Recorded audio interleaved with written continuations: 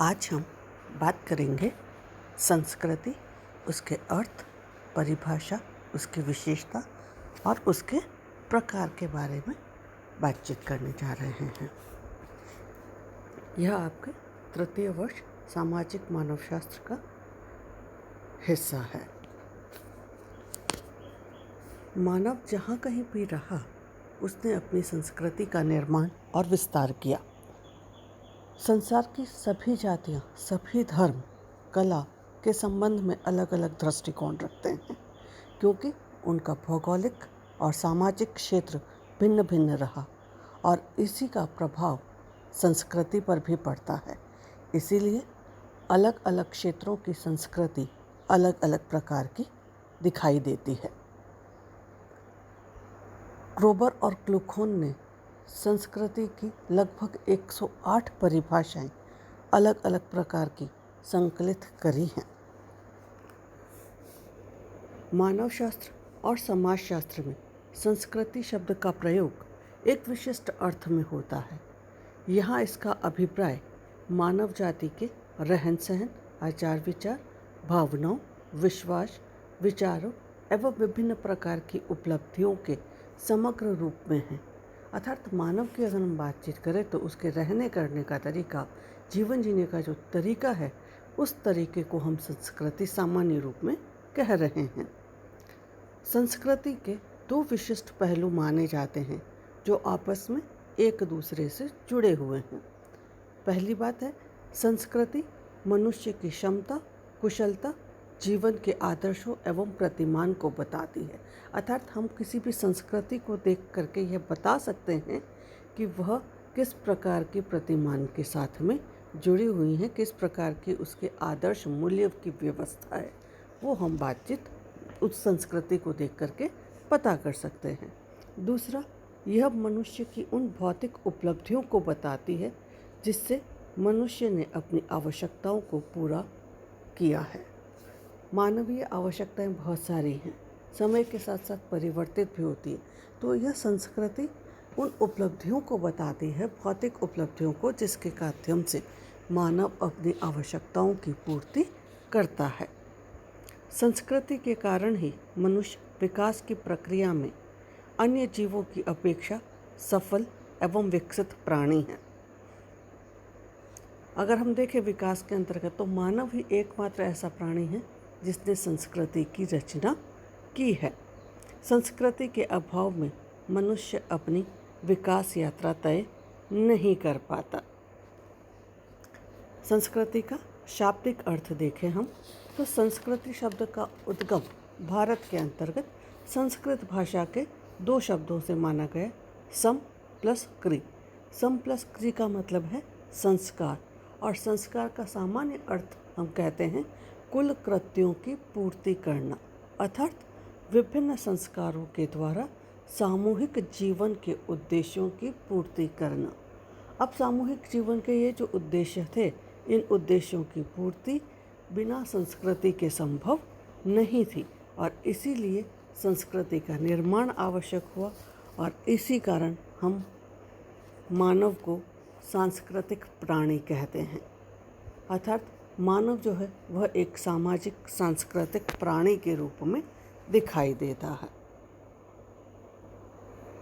परिभाषा देखें तो सबसे पहले परिभाषा देखें एडवर्ड बर्नार्ड टेलर की।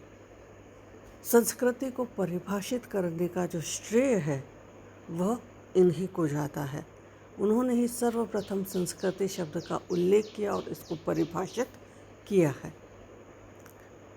संस्कृति वह जटिल समग्रता है जिसमें ज्ञान, विश्वास, कला, आधार, कानून, प्रथा और अन्य सभी क्षमताओं तथा आदतों का समावेश होता है जिन्हें मनुष्य समाज के नाते प्राप्त करता है। तो अगर परिभाषा को देखें तो बिल्कुल विस्तृत परिभाषा आपकी दिखाई दे रही है। जटिल समग्र है, बहुत सारी चीज़ों का मिला जुला समग्र है, योग जो है वह संस्कृति के रूप में दिखाई देता है। दूसरी परिभाषा देखें हर्ट्ज़कोविस्ट ने, तो हर्ट्ज़कोविस्ट ने पर्यावरण के आधार के ऊपर इसको परिभाषित करने का प्रयास किया। दो प्रकार के पर्यावरण की बात उन्होंने कही है। एक पर्यावरण प्राकृतिक पर्यावरण है, पेड़ पौधे, भौगोलिक हमारा जो आसपास का वातावरण है, एक वह है। और दूसरा उन्होंने कहा सामाजिक पर्यावरण, जो कि मानव द्वारा निर्मित होता है। तो संस्कृति को आपने पर्यावरण का मानव निर्मित भाग कहा है। तीसरी परिभाषा देखें मेलिनोवस्की की, तो वो कहते हैं संस्कृति मनुष्य की कृति है, अर्थात मनुष्य ने इसका निर्माण किया है, क्योंकि हम जो पशु समाज है उसके अंतर्गत संस्कृति को नहीं देखते हैं। तो मनुष्य की कृति है तथा एक साधन है जिसके द्वारा वह अपने लक्ष्य को प्राप्त करता है, अर्थात संस्कृति आवश्यकताओं की पूर्ति करने का, लक्ष्यों को प्राप्त करने का साधन माना जाता है। आपका कहना है कि संस्कृति जीवन व्यतीत करने की संपूर्ण विधि है जो व्यक्ति के शारीरिक, मानसिक एवं अन्य आवश्यकताओं की पूर्ति करता है, अर्थात व्यक्ति की जो भी आवश्यकताएं हैं, चाहे वह शारीरिक आवश्यकताएं हों, चाहे वह मानसिक आवश्यकताएं हों, चाहे वह और कोई भी प्रकार की आर्थिक है, दूसरी प्रकार की हम कहें राजनीतिक हैं, इच्छा शक्ति उसकी जो भी है, उन आवश्यकताओं की पूर्ति करने का कार्य इसके माध्यम से किया जाता है। नेक्स्ट परिभाषा देखें रॉबर्ट बीरस्टीट की, तो वो कहते हैं संस्कृति वह संपूर्ण जटिलता है जिसमें वे सभी वस्तुएं सम्मिलित हैं जिन पर हम विचार करते हैं, कार्य करते हैं और समाज के सदस्य होने के नाते अपने पास रखते हैं। अर्थात संस्कृति हस्तांतरण की बात वो कर रहे हैं, हम समाज के सदस्य उसके नाते हम उसे प्राप्त करते हैं और हमारे सोचने विचारने जो भी तरीका है वो सब संस्कृति के साथ में जुड़ा हुआ है। नेक्स्ट क्लूखोन, इन्होंने क्रोबर के साथ मिलकर के 108 तरह की संस्कृति की परिभाषाओं को सम्मिलित किया है, संकलन है इनका। वो कहते हैं किसी समूह के कार्य करने और विचार करने के सभी तरीकों का नाम संस्कृति है। अर्थात आप कोई कार्य कर रहे हैं, उस कार्य को कैसे कैसे किया जा सकता है, किस तरीके से उसे पूर्ण किया जा सकता है, उन तरीकों पर भी विचार करते हैं तो वह भी आपकी संस्कृति का हिस्सा है।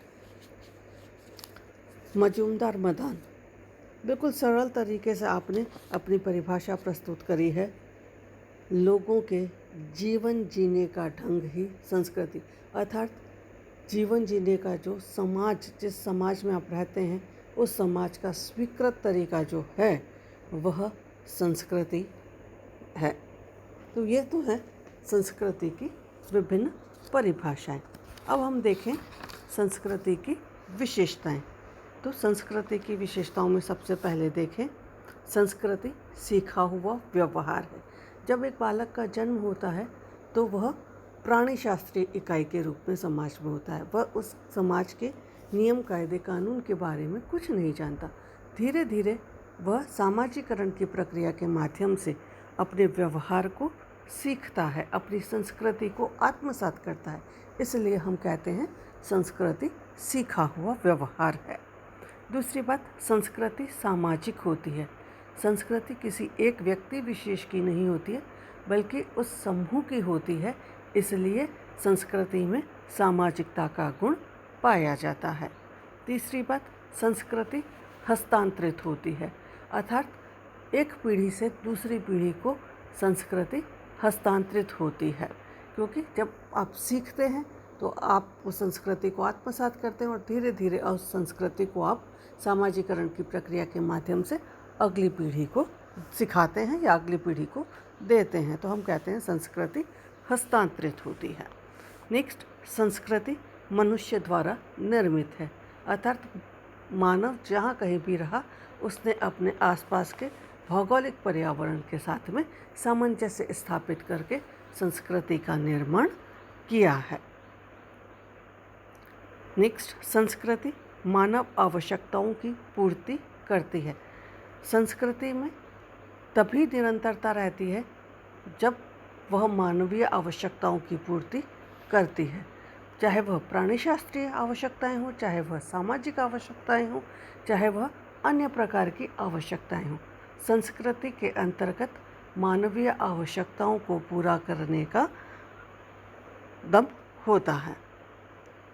नेक्स्ट, प्रत्येक समाज की अपनी विशिष्ट संस्कृति होती है।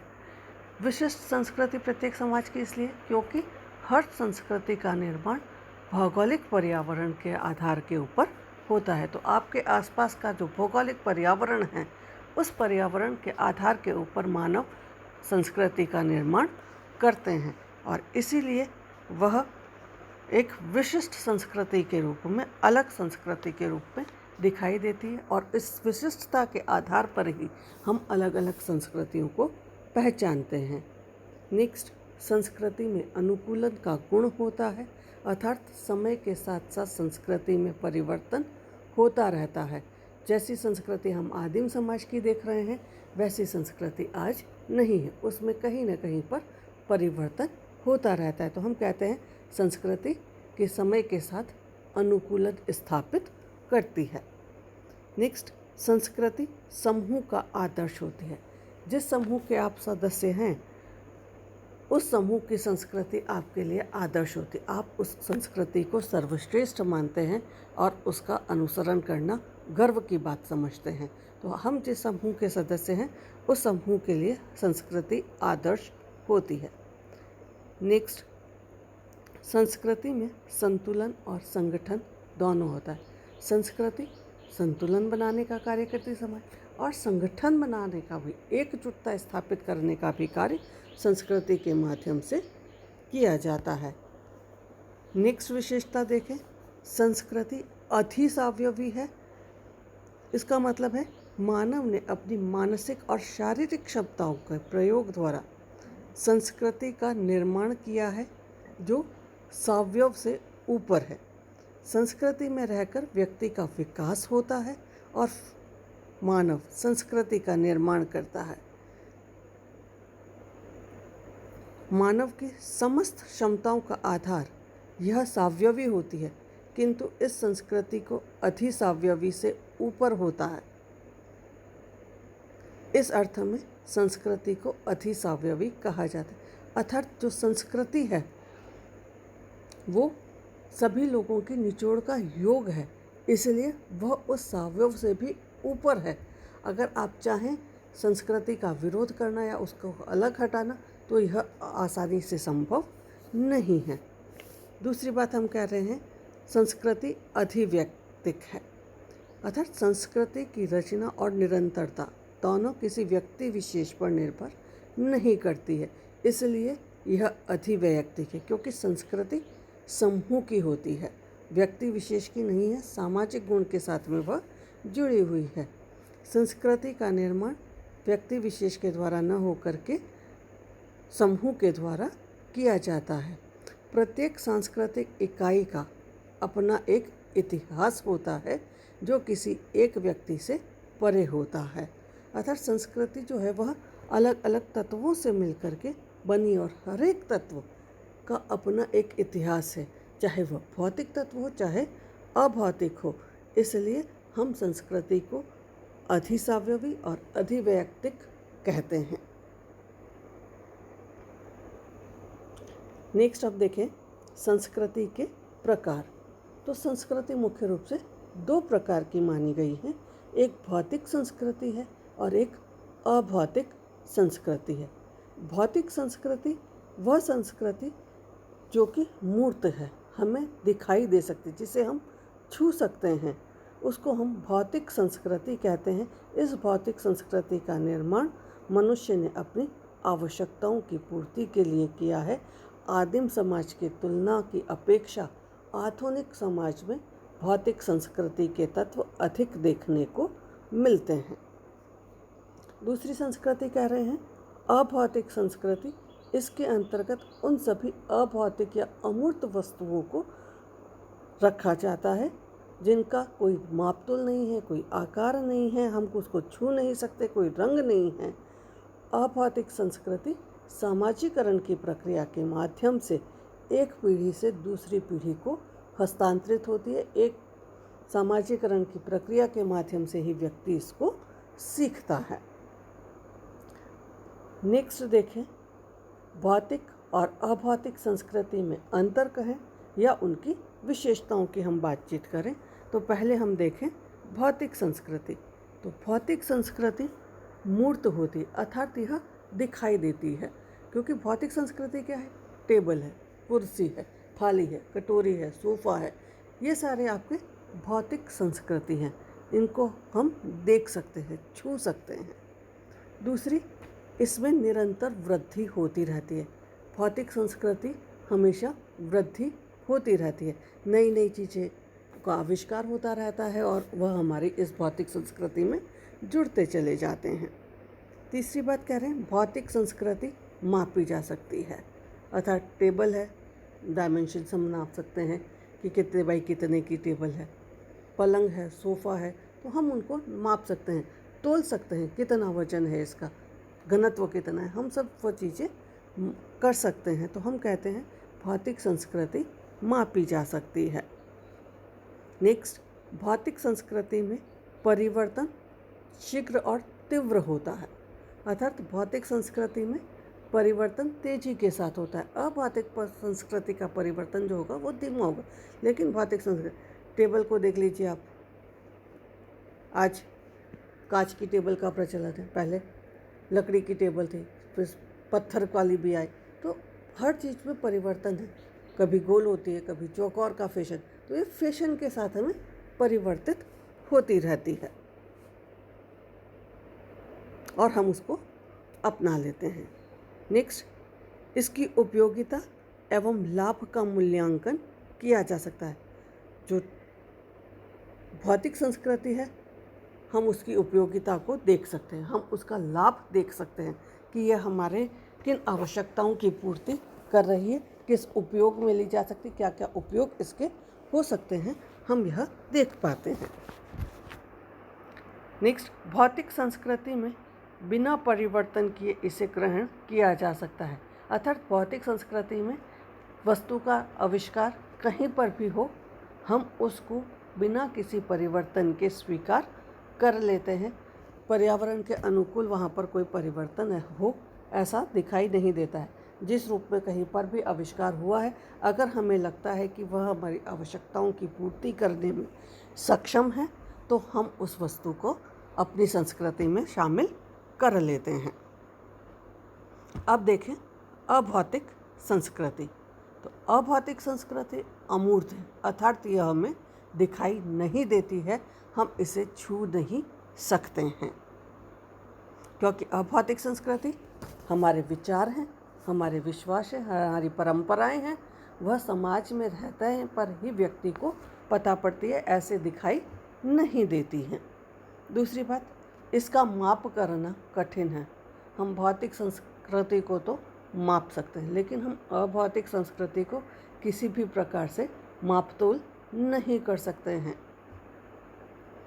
तीसरी बात, अभौतिक संस्कृति जटिल होती है, बहुत सारी चीज़ें आपस में एक दूसरे से वहाँ पर जुड़ी होती है। जब तक आप उसका गहनता से अध्ययन ना करें, वह आपको समझ में नहीं आती है, इसलिए हम कहते हैं अभौतिक संस्कृति जटिल होती हैं। नेक्स्ट हम कहें, इसकी उपयोगिता एवं लाभ का मूल्यांकन करना कठिन कार्य है। हम इसका मूल्यांकन नहीं कर सकते, क्योंकि यह व्यक्ति के विश्वासों के साथ हमें जुड़ी हुई है। हम नहीं कह सकते कि ये तो आपकी आवश्यकता की पूर्ति नहीं करती है, इससे ये ऐसा नहीं होता, यह संभव ही नहीं है कि ये खो जाए। हम ऐसी बातें वहाँ पर नहीं करते हैं, क्योंकि वह व्यक्ति के विश्वास के साथ में जुड़ा हुआ है। तो हम मूल्यांकन अच्छा है बुरा है यह नहीं बता सकते। अभौतिक संस्कृति में परिवर्तन की जो गति है वह बहुत धीमी है। परिवर्तन होता है लेकिन बहुत धीमी, जैसे तीव्र गति से भौतिक संस्कृति बदलती है। आज कुछ और है, कल कुछ और हो जाएगी, 15 दिन बाद फिर उसमें कुछ परिवर्तन आ जाएगा। लेकिन अभौतिक संस्कृति में इतनी तीव्र गति से परिवर्तन नहीं होता है, एक एक परिवर्तन आने में सदियां निकल जाती हैं। नेक्स्ट, अभौतिक संस्कृति में स्थान परिवर्तन पर थोड़ा बहुत अंतर अवश्य आता है। अगर अभौतिक संस्कृति के तत्व हैं वो एक स्थान से दूसरे स्थान पर जाते हैं, व्यक्ति उसको अपनाते हैं, तो अपनी संस्कृति के अनुरूप उसमें थोड़ा बहुत परिवर्तन देखने को मिलेगा। अगर हम भारत की ही बात करें तो भारत के अंतर्गत बहुत सारी परंपराएं, विश्वास हैं। अगर आप उनको देखें तो हर थोड़ी थोड़ी दूरी के अंदर उन परंपराओं को निभाने का जो तरीका है, हम उसमें अंतर देखते हैं। और यह अंतर का जो मुख्य कारण है, वह कारण जो उनकी खुद की संस्कृति है उसके अनुरूप उन्होंने उसको ढाला है, तो वह परिवर्तन वहाँ पर दिखाई देता है।